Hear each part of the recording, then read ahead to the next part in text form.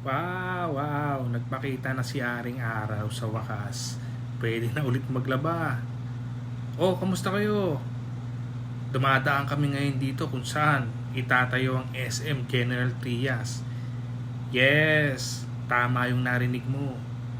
SM Mall.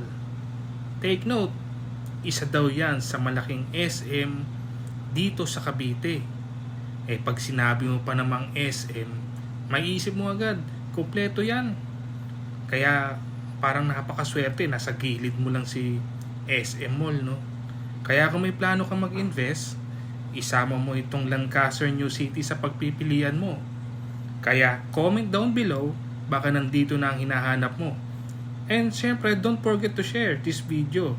At paki-follow mo na din kung gusto mo na marami ka pang malaman dito sa Cavite. At lalong-lalo na sa Lancaster New City. Bye!